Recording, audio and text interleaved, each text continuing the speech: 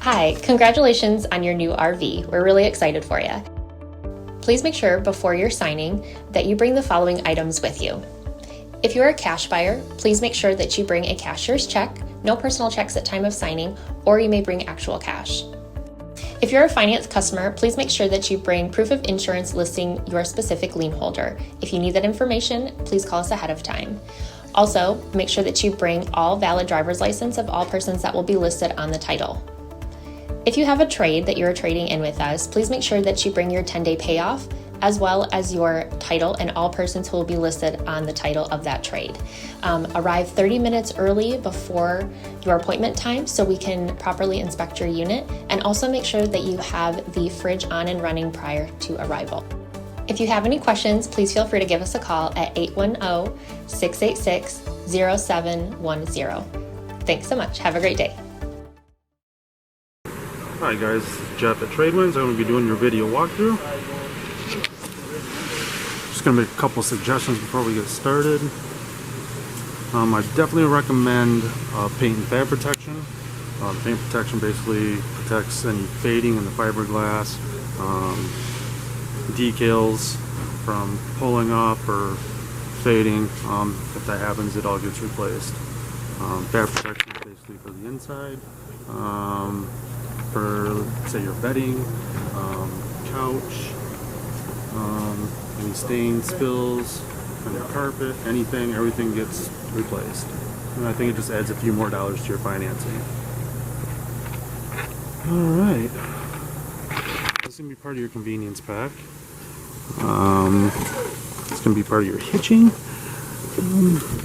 You have a water pressure regulator, so the hose that you got, which is nice. I would recommend keeping this on it, and just basically regulate your pressure to about 40-41 psi. Otherwise you could possibly blow out your water lines, which you don't want, so I just recommend keeping this on your hose. You also get a 30 amp adapter,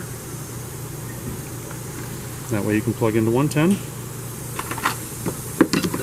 This is your dog bone, so you can plug in your 50 amp cord there, and then that goes down to 30 amp if you need to. One thing I noticed that you didn't get is a sewer hose, which I would highly recommend because this one's not the best in the world. And with you have 2 dump stations, you could probably get a 20 footer that breaks into 10, be a lot easier for you. Very good purchase on this surge protector as well. I'll reach back here. This is going to be for your stabilizer jacks if you needed it, which doesn't look like you need to because you have electric. But if you manually have to bring it down, that'd be right there.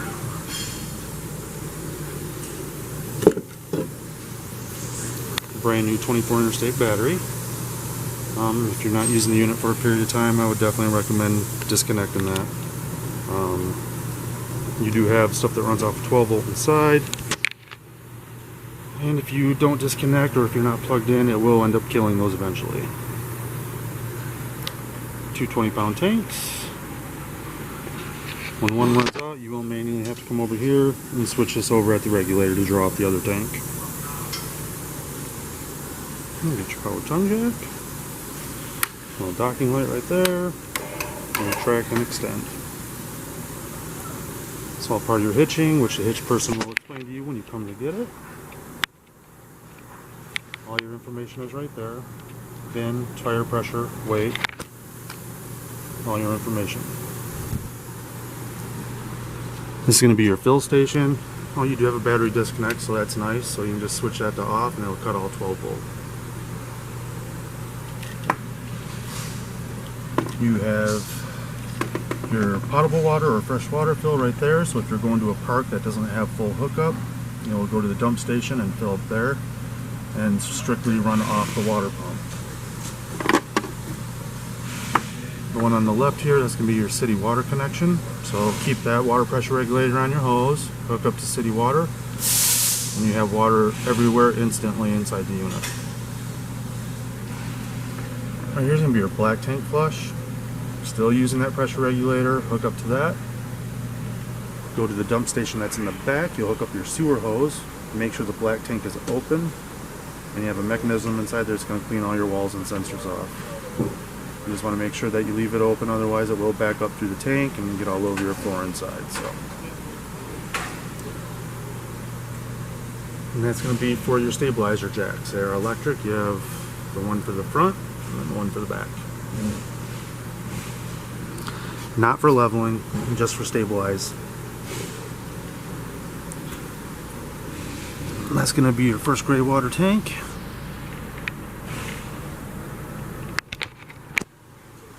I would recommend getting some lube for these wiper seals. They do have wiper seal lube. I usually lift it up in the back there, spray some in there, get the front. I usually do that a couple times a year. And make sure that stuff doesn't dry rot. Basically keeps the water from coming into your unit when you're bringing it in. You also have one on top.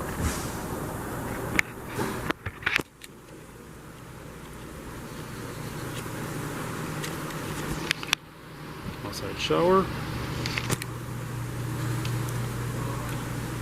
It's going to be another dump station there. On the right's going to be your black, on the left's going to be your gray. I always pull the black first, then pull the gray. This kind of cleans out your sewer hose.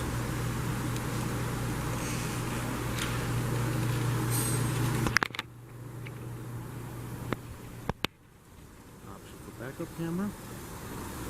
I would definitely get up on the roof a couple times a year. Just be careful up there. Just check around your seals, all your vents, look for cracks. Little outside kitchen.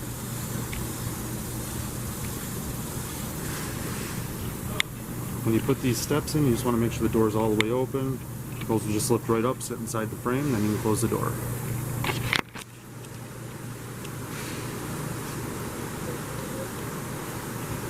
Then you have your awning here. You have a flap at 90 degrees. Once it's at around 90 degrees, that's where I stop. It's fully extended.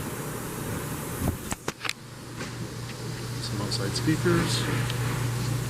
Access to the back of the refrigerator. I would recommend taking that out a couple times a year as well. Just kind of vacuum it out, get all the cobwebs and stuff out of there. Exhaust your furnace. Got some 110 cable satellite hookup. You can get screens for all this stuff too. Kind of keeps some mud daubers and wasps from making nests in there. Same with the outside of this. Your water heater. This is your plug.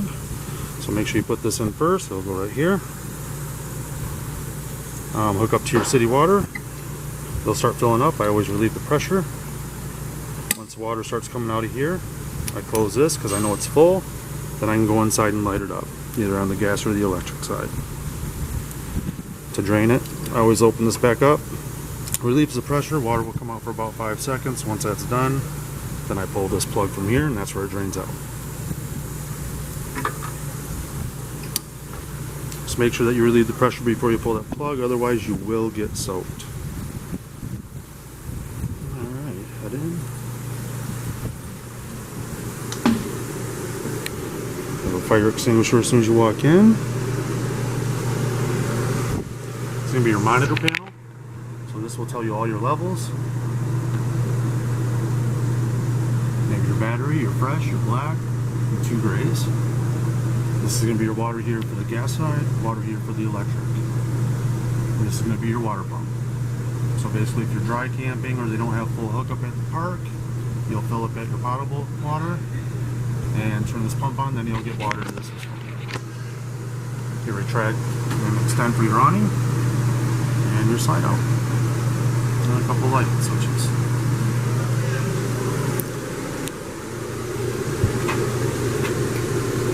It's going to be where all your breakers and your fuses are.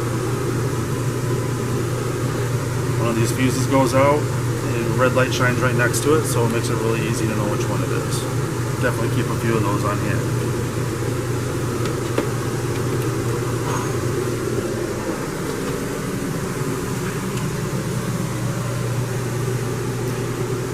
I would definitely go around probably after every time you get to the campground.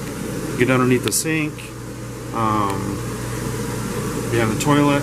Just kind of make sure that all your water lines are tight because they will loosen up as you're going down the road. Don't want you to have water all over the floor. You do have a GFI plug in here, just like in your bathroom at home probably.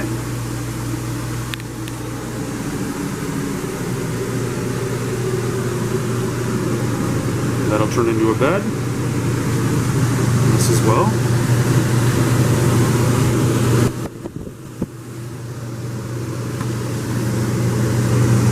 Your refrigerator is gas and electric. Right now it's on the electric side of it. If you want it on gas, just push that button and it'll switch over to gas. If this check light comes on for whatever reason, I'll always go to the stove top and light that up. Then come back to here, try it again, it usually lights right up. Now your freezer will probably get cold in about 2 hours. Refrigerator, more around 8 to 10 hours.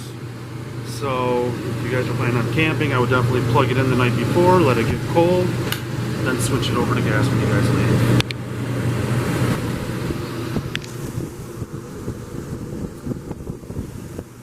Everything is spark on the stovetop.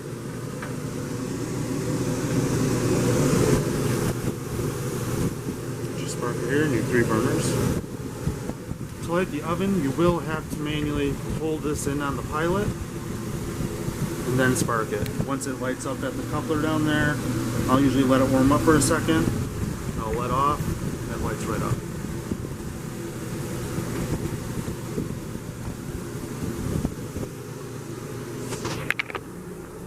Monoxide detector that runs strictly off a 12 volt.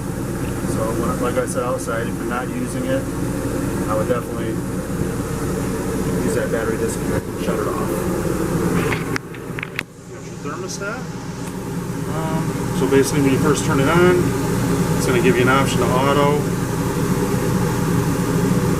high or low.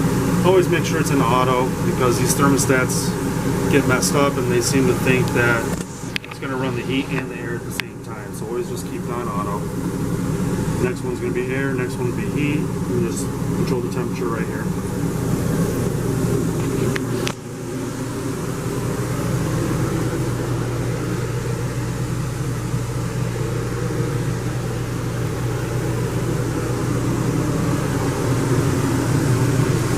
Also, if you guys plan on keeping this for any long period of time, I would definitely recommend an extended warranty. It'd be definitely worth it. Once your warranty runs out, then you won't be stuck. Leave your fireplace there. TV. When you go to program your TV, just put it on an auto search, an air cable, and depending on where you're at, you'll probably get anywhere from 18 to 20 channels.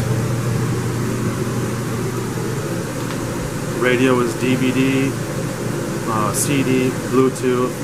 It does have zones right there. Zone 1 will be for the inside, Zone 2 for the outside.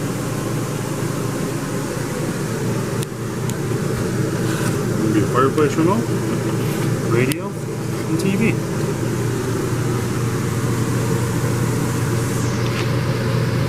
Alright guys, well thanks for your purchase and have fun camping.